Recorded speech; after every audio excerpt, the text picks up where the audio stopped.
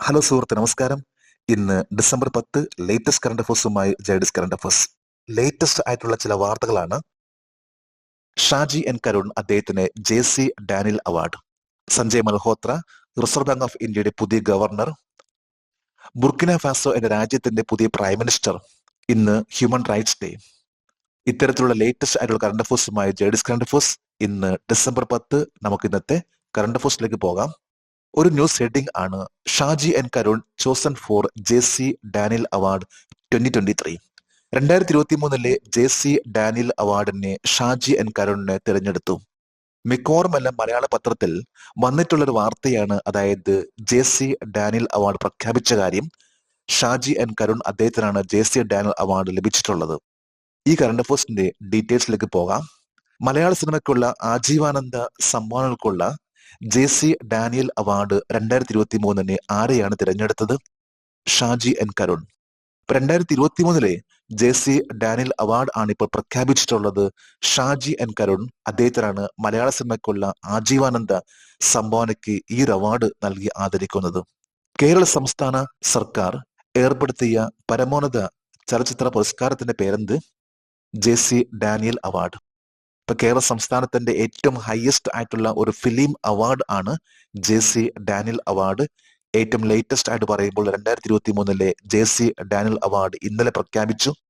ഇതനുസരിച്ച് ഷാജി എൻ കരുൺ അദ്ദേഹത്തിനാണ് ഈ വർഷത്തെ JC ഡാനിയൽ അവാർഡ് ലഭിക്കുന്നത്. JC ഡാനിയൽ അവാർഡ് 2023 ജേതാവിനെ തിരഞ്ഞെടുക്കാനുള്ള ജൂറി അധ്യക്ഷൻ ആരായിരുന്നു? TV ചന്ദ്രൻ. ഫിലിം മേക്കർ ആയിട്ടുള്ള TV ചന്ദ്രൻ അദ്ദേഹമാണ് 2023 JC ഡാനിയൽ അവാർഡ് ആ അവാർഡിന്റെ ജൂറി അധ്യക്ഷൻ. ഒപ്പം തന്നെ പിന്നണി ഗായികയായിട്ടുള്ള KS ചിത്ര, ആക്ടർ വിജയരാഘവൻ എന്നിവർ അടങ്ങുന്ന ഒരു ജൂറി മെമ്പേഴ്സ് അടങ്ങുന്ന ഒരു ടീം ആണ് ഷാജി എൻ കരുണിനെ JC ഡാനിയൽ അവാർഡിന് വേണ്ടി തിരഞ്ഞെടുത്തിട്ടുള്ളത്. 1988 മികച്ച സംവിധായകനുള്ള ദേശീയ അവാർഡ് നേടിയ ഷാജി എൻ കരുണിന്റെ ഏത് ചിത്രമാണ്? പിറവി. പിറവി എന്ന ചിത്രം 1988 national award for best director എന്ന ആ ഒരു സ്ഥാനം അദ്ദേഹത്തിന് ലഭിച്ചു. കൂടാതെ ഷാജി എൻ കരുണിന് 7 നാഷണൽ അവാർഡും 7 സ്റ്റേറ്റ് അവാർഡും ലഭിച്ചിട്ടുണ്ട്. പത്മശ്രീ ജേതാവായിട്ടുള്ള ഷാജി എൻ കരുണിന്റെ ഏറ്റവും വലിയ മറ്റൊരു അംഗീകാരം എന്ന് പറയുമ്പോൾ ഫ്രഞ്ച് ഗവൺമെന്റ് നൽകുന്ന the order of arts and letters എന്ന അവാർഡ് ലഭിച്ച വ്യക്തിയാണ് ഷാജി എൻ കരുൺ. കൂടാതെ Eastman Kodak award, Charlie Chaplin award, silver leopard, silver Hugo award എന്നിവ ലഭിച്ച വ്യക്തിയാണ് ഷാജി എൻ കരുൺ. പിറവി, സ്വാം എന്നീ ചിത്രങ്ങൾ അദ്ദേഹത്തിന്റെ വളരെ പ്രശസ്തമായിട്ടുള്ള ചിത്രങ്ങളാണ്. ഇന്നത്തെ ഒരു ന്യൂസ് ഹെഡിംഗ് ആണ്: Sanjay Malhotra appointed as new RBI governor. Sanjay മൽഹോത്രയെ പുതിയ RBI ഗവർണറായി നിയമിച്ചു. മിക്കവാറുമെല്ലാം നാഷണൽ ലെവലിൽ വന്നിട്ടുള്ള ഒരു വാർത്തയാണ് റിസർവ് ബാങ്ക് ഓഫ് ഇന്ത്യയുടെ പുതിയ ഗവർണർ ആയിട്ട് സഞ്ജയ് മൽഹോത്ര നിയമിച്ച കാര്യം. നമുക്കതിന്റെ ഡീറ്റെയിൽസിലേക്ക് പോകാം. റിസർവ് ബാങ്ക് ഓഫ് ഇന്ത്യയുടെ ഗവർണറായി നിയമിതനായത് ആരാണ്? സഞ്ജയ് മൽഹോത്ര. ഏറ്റവും ലേറ്റസ്റ്റ് ആയിട്ടുള്ള ഒരു അപ്പോയിന്റ്മെന്റ് ആണ്. അതായത് സഞ്ജയ് മൽഹോത്രയെ RBIയുടെ ഗവർണർ ആയിട്ട് നിയമിച്ചിട്ടുള്ളത്. സഞ്ജയ് മൽഹോത്രയെ RBI ഗവർണറായി നിയമിച്ച മന്ത്രാലയം ധനകാര്യ മന്ത്രാലയം. മിനിസ്ട്രി ഓഫ് ഫിനാൻസ് ആണ് സഞ്ജയ് മൽഹോത്രയെ RBI ഗവർണർ ആയിട്ട് നിയമിച്ചിട്ടുള്ളത്. യൂണിയൻ മിനിസ്റ്റർ ഓഫ് ഫിനാൻസ് ആണ് ഇപ്പോഴത്തെ നിർമ്മല സീതാരാമൻ. സഞ്ജയ് മൽഹോത്രയെ ഏറ്റവും ലേറ്റസ്റ്റ് ആയിട്ടുള്ള അപ്പോയിന്റ്മെന്റ് ആണ് RBI ഗവർണർ ആയിട്ട് സഞ്ജയ് മൽഹോത്രയെ നിയമിച്ച കാര്യം. ശക്തികാന്ത ദാസ് എത്ര വർഷം RBI ഗവർണർ ആയിരുന്നു? 6 വർഷം.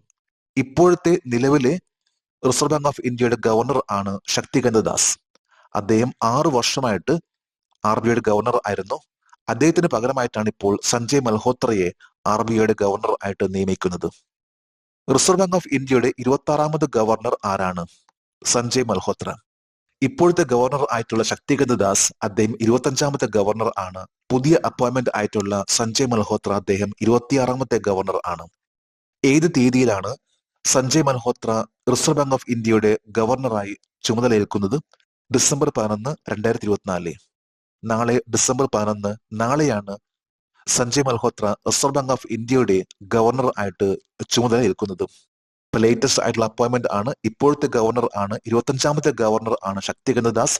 26ാമത്തെ ഗവർണർ ആണ് സഞ്ജയ് മൽഹോത്ര. ഒരു ന്യൂസ് ഹെഡിംഗ് ആണ്: the president of India Shrimati Droupadi Murmu to be the chief guest on Human Rights Day. മനുഷ്യാവകാശ ദിനത്തിൽ ഇന്ത്യൻ പ്രസിഡന്റ് ദ്രൗപദി മുർമു മുഖ്യാതിഥിയാകും. ഇന്ന് ഹ്യൂമൻ റൈറ്റ്സ് ഡേ. ഇതുമായി ബന്ധപ്പെട്ട് നാഷണൽ ലെവലിൽ നടക്കുന്ന ഒരു പ്രോഗ്രാം, ആ പരിപാടിയിൽ ഇന്ത്യൻ പ്രസിഡന്റ് ദ്രൗപദി മുർമു ആയിരിക്കുള്ളൂ ചീഫ് ഗസ്റ്റ്. നമുക്ക് ഈ കറണ്ട് അഫയേഴ്സിന്റെ ഡീറ്റെയിൽസിലേക്ക് പോകാം. മനുഷ്യാവകാശങ്ങളുടെ സാർവത്രിക പ്രഖ്യാപനത്തിന്റെ സ്മരണക്കായി എല്ലാ വർഷവും മനുഷ്യാവകാശ ദിനം ആചരിക്കുന്നത് ഏത് തീയതിയിലാണ്? ഡിസംബർ 10. എല്ലാ വർഷവും universal declaration of human rights UDHR ഇതിന്റെ സ്മരണക്കായിട്ടാണ് ഡിസംബർ 10 തീയതി ഹ്യൂമൻ റൈറ്റ്സ് ഡേ ആയിട്ട് ആചരിക്കുന്നത്. എല്ലാ വർഷവും ആചരിക്കുന്ന ഒന്നാണ്, അതായത് ഡിസംബർ 10 തീയതി ഹ്യൂമൻ റൈറ്റ്സ് ഡേ. 2024 ഇന്ത്യയുടെ ദേശീയ മനുഷ്യാവകാശ ദിനത്തിന്റെ തീം എന്താണ്? Our rights, our future right now. നമ്മുടെ അവകാശങ്ങൾ, നമ്മുടെ ഭാവി ഇപ്പോൾ. എല്ലാ വർഷവും ഓരോ തീം ഉണ്ടാകാറുണ്ട് ഹ്യൂമൻ റൈറ്റ്സ് ഡേ ആയി ബന്ധപ്പെട്ട്. ഇതുമായി ബന്ധപ്പെട്ട് ഈ വർഷത്തെ തീം ആണ് our rights, our future right now. മാനസികക്ഷേമം, ക്ലാസ് മുറികളിൽ നിന്ന് ജോലി സ്ഥലത്തേക്ക് സമ്മർദ്ദം നാവിഗേറ്റ് ചെയ്യുക എന്ന വിഷയത്തിൽ ഒരു ദിവസം നീണ്ടു നിൽക്കുന്ന ദേശീയ സമ്മേളനം ഏത് ദിവസത്തെ അടയാളപ്പെടുത്താനാണ് നടത്തുന്നത്? Human rights day 2024. ഇന്ന് ഡിസംബർ 10, ഇന്ന് ഹ്യൂമൻ റൈറ്റ്സ് ഡേ. ഇതുമായി ബന്ധപ്പെട്ട് ഒരു നാഷണൽ ലെവലിൽ ഒരു കോൺഫറൻസ് നടക്കുന്നുണ്ട്. ഈ കോൺഫറൻസിന്റെ വിഷയമാണ് mental wellbeing, navigating stress from classroom to workplace. നമ്മുടെ അവകാശങ്ങൾ, മാനസികക്ഷേമം, ക്ലാസ് മുറികളിൽ നിന്ന് ജോലി സ്ഥലത്തേക്ക് സമ്മർദ്ദം നാവിഗേറ്റ് ചെയ്യുക എന്ന വിഷയം ഐക്യരാഷ്ട്രസഭയുടെ ജനറൽ അസംബ്ലി മനുഷ്യാവകാശ ദിനം അംഗീകരിച്ച് പ്രഖ്യാപിച്ച വർഷം 1948. അപ്പൊ 1948 ഈ ദിവസമാണ് United nation general assembly human rights day ആയിട്ട് പ്രഖ്യാപിച്ചിട്ടുള്ളത്. അതായത് ഡിസംബർ 10 എല്ലാ വർഷവും ഹ്യൂമൻ റൈറ്റ്സ് ഡേ ആയിട്ട് ആചരിക്കുന്നതിന് വേണ്ടി 1948 ആ വർഷമാണ് പ്രഖ്യാപിച്ചിട്ടുള്ളത്. ഇന്നത്തെ മറ്റൊരു ന്യൂസ് ഹെഡിംഗ് ആണ് INS Tushil multi role stealth guided missile frigate commission into the Indian navy in Russia. റഷ്യയിൽ ഇന്ത്യൻ നാവികസേനയിലേക്ക് INS Tushil multi role stealth guide missile frigate commission ചെയ്തു. ഇന്ത്യൻ നേവിയുടെ ഒരു ഷിപ്പ് ആണ് INS തുഷേൽ, റഷ്യയിൽ വെച്ച് കമ്മീഷൻ ചെയ്തു. ഇന്നലെ ഇതിനെക്കുറിച്ചുള്ള കറണ്ട് അഫയേഴ്സ് ഉണ്ടായിരുന്നു. എന്നാൽ കുറച്ചുകൂടി ഡീറ്റെയിൽ ആയിട്ടുള്ള കറണ്ട് അഫയേഴ്സ് ആണ് ഇന്നത്തെ കറണ്ട് അഫയേഴ്സിലും.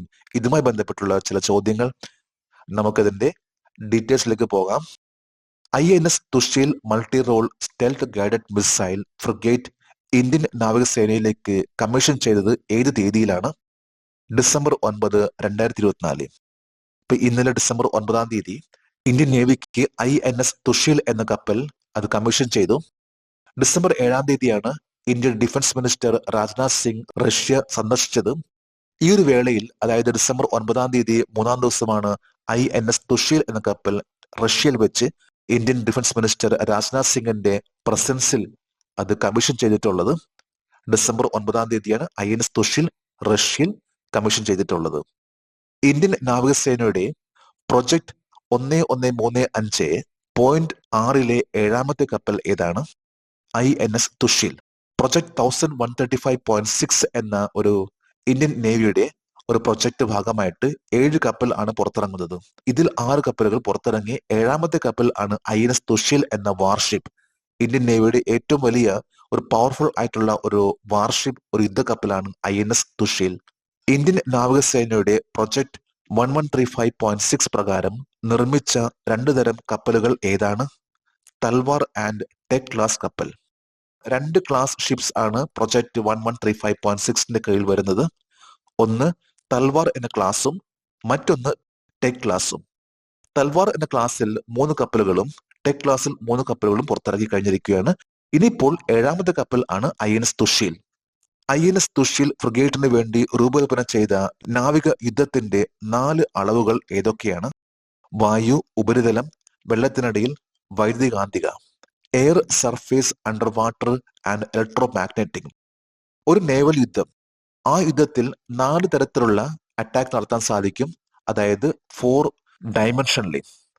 ഒന്ന് എയർ, അതായത് കപ്പലിൽ നിന്നുകൊണ്ട് എയറിലേക്കുള്ള മിസൈൽ ഫയർ ചെയ്യാനും, കൂടാതെ കപ്പലിൽ നിന്നുകൊണ്ട് കരയിലേക്കുള്ള ഫയറിങ്ങും മിസൈൽ ഫയർ ചെയ്യാനും, താഴെ നിന്ന് വരുന്ന ഏതെങ്കിലും ഭീഷണിയെ അതിനെ ചെറുക്കുന്നതിന് വേണ്ടിയുള്ള അണ്ടർ വാട്ടറിലേക്കുള്ള ഫയറിങ്ങും, കൂടാതെ ഇലക്ട്രോ മാഗ്നറ്റിക്, അതായത് വൈദ്യുത കാന്തിക ശക്തി ഇലക്ട്രോ മാഗ്നറ്റിക് വേവ്സ് തിരിച്ചറിഞ്ഞുകൊണ്ട് ശത്രുവിന്റെ മിസൈൽസിനെ അറ്റാക്ക് ചെയ്തുകൊണ്ട് അതിനെ നശിപ്പിക്കാൻ സാധിക്കുന്ന രീതിയിലുള്ള പവർഫുൾ ആയിട്ടുള്ള ഒരു കപ്പലാണ് INS തുഷീൽ എന്ന് പറയുന്ന ഇന്ത്യയുടെ ഏറ്റവും ലേറ്റസ്റ്റ് ആയിട്ടുള്ള വാർഷിപ്പ്. എല്ലാ തരത്തിലുള്ള യുദ്ധ ഉപകരണങ്ങൾ ഘടിപ്പിച്ചിട്ടുള്ള ഒരു യുദ്ധക്കപ്പലാണ് INS തുഷീൽ. ഒരു ഇന്റർനാഷണൽ ലെവലിലെ ന്യൂസ് ഹെഡിംഗ് ആണത്. Burkina Faso junta names new prime minister. Burkina Faso junta പുതിയ പ്രധാനമന്ത്രിയെ പ്രഖ്യാപിച്ചു. ഇതൊരു ലേറ്റസ്റ്റ് ആയിട്ടുള്ള കറണ്ട് അഫയേഴ്സ് ആണ്. നമുക്കതിന്റെ ഡീറ്റെയിൽസിലേക്ക് പോകാം. ബുർക്കിന ഫാസോയുടെ പുതിയ പ്രധാനമന്ത്രിയായി ആരാണ് നിയമിതനായത്? റിംതാൽബ ജീൻ ഇമ്മാനുവൽ ഓഡ്രോഗോ. ബുർക്കിന ഫാസോ എന്ന രാജ്യം ഇത് വെസ്റ്റ് ആഫ്രിക്കയിലെ ഒരു രാജ്യമാണ്. ഈ രാജ്യത്തെക്കുറിച്ച് പറയുകയാണെങ്കിൽ ഇതിന്റെ അയൽ രാജ്യങ്ങളാണ് മാലി, ടോഗോ, ഗാന എന്നിവയെല്ലാം. ഈ രാജ്യത്തിന്റെ ഏറ്റവും ലേറ്റസ്റ്റ് ആയിട്ടുള്ള ഒരു അപ്പോയിന്റ്മെന്റ് ആണ് റിംതാൽബ ജീൻ ഇമ്മാനുവൽ ഓഡ്രോഗയെ ബുർക്കിന ഫാസോയുടെ പ്രൈം മിനിസ്റ്റർ ആയിട്ട് നിയമിച്ച കാര്യം. 2022 lieutenant colonel Paul Henri Sandaogo ദാമിബിയുടെ സൈനിക ഭരണം പുറത്താക്കി ബുർക്കിന ഫാസോയിൽ അധികാരം പിടിച്ചെടുത്തത് ആരാണ്? ജുണ്ട നേതാവ് ക്യാപ്റ്റൻ ഇബ്രാഹിം ട്രൊറേ. ബുർക്കിന ഫാസോ എന്ന രാജ്യത്തിന്റെ ജുണ്ട നേതാവാണ് ക്യാപ്റ്റൻ ഇബ്രാഹിം ട്രൊറേ.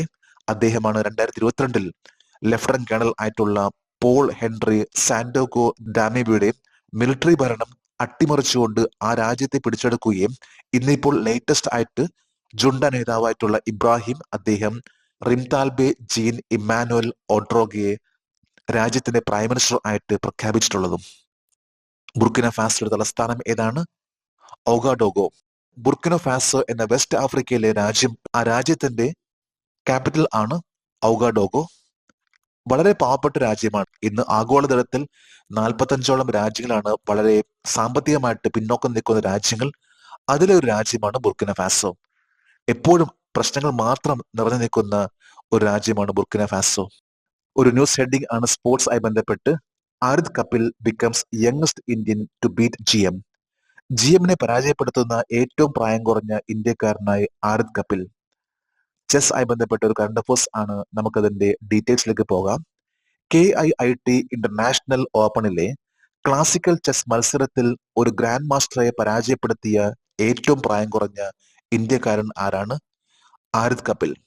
ഇന്ന് ഇന്ത്യയിലെ ഏറ്റവും യങ്ങസ്റ്റ് ആയിട്ടുള്ള ഒരു ചെസ് പ്ലെയർ ആയിട്ടുള്ള ആരിദ് കപിൽ US നടന്നിട്ടുള്ള ഒരു മത്സരത്തിൽ ഒരു ഗ്രാൻഡ് മാസ്റ്റർ പരാജയപ്പെടുത്തിക്കൊണ്ട് ഒരു റെക്കോർഡ് സൃഷ്ടിച്ചു. അതായത് youngest Indian to beat a grandmaster. US grandmaster ആയിട്ടുള്ള റേസെറ്റ് സിയാൻഡിനോവിനെ പരാജയപ്പെടുത്തിക്കൊണ്ടാണ് ഏറ്റവും യങ്ങസ്റ്റ് എന്ന റെക്കോർഡ് ഉണ്ടാക്കിയിട്ടുള്ളത്. ഗ്രാൻഡ് മാസ്റ്ററെ പരാജയപ്പെടുത്തുന്ന ഏറ്റവും പ്രായം കുറഞ്ഞ കളിക്കാരൻ ആരാണ്? അശ്വത് കൗശിക്, സിംഗപ്പൂർ. സിംഗപ്പൂർ സ്വദേശിയായിട്ടുള്ള അശ്വത് കൗശിക് ആണ്. 8 വയസ്സ് 2 മാസം 2 ദിവസം ഉള്ള അശ്വത് കൗശിക് ആണ് ഇന്ന് ലോകത്ത് തന്നെ പറയുമ്പോൾ ഏറ്റവും യങ്ങസ്റ്റ് ആയിട്ടുള്ള ഒരു ചെസ് പ്ലെയർ ഒരു ഗ്രാൻഡ് മാസ്റ്ററെ പരാജയപ്പെടുത്തുന്നത്. 2ാം സ്ഥാനത്ത് സെർബിയയുടെ ലിയോണിഡ് ഇവാനോവിക്. 3ാം സ്ഥാനത്താണ് ആരിദ് കപിൽ. ഗ്രാൻഡ് മാസ്റ്ററെ പരാജയപ്പെടുത്തുമ്പോൾ ആരിദ് കപിലിന്റെ പ്രായം എത്രയാണ്? 9 വയസ്സ് 2 മാസം ഉള്ളപ്പോഴാണ് ആരിദ് കപിൽ ഈ ഒരു നേട്ടം കൈവരിച്ചിട്ടുള്ളത്. എന്നാൽ അശ്വത് കൗശിക് ആണെങ്കിൽ 8 വയസ്സ് 2 മാസം. നമ്മുടെ ഏറ്റവും ലേറ്റസ്റ്റ് ആയിട്ടുള്ള കറണ്ട് അഫയേഴ്സ് ആണ് ഇന്നിവിടെ അപ്ഡേറ്റ് ചെയ്തിട്ടുള്ളത്. ഇന്ന് ഏതാണ്ട് 23 കറണ്ട് അഫയേഴ്സും അതുമായി ബന്ധപ്പെട്ട ജനറൽ നോളജ് ആണ് അപ്ഡേറ്റ് ചെയ്തിട്ടുള്ളത്. ജേഴ്സ് കറണ്ട് അഫയേഴ്സിന്റെ ഇന്നത്തെ ഈ വീഡിയോ കണ്ടിട്ട് ഇഷ്ടപ്പെട്ടെങ്കിൽ ഈ ചാനൽ സബ്സ്ക്രൈബ് ചെയ്യാനും ഷെയർ ചെയ്യാനും മറക്കരുത്. നമുക്ക് നാളെ വീണ്ടും പുതിയ കറണ്ട് അഫയേഴ്സുമായിട്ട് കാണാം. Thank you very much.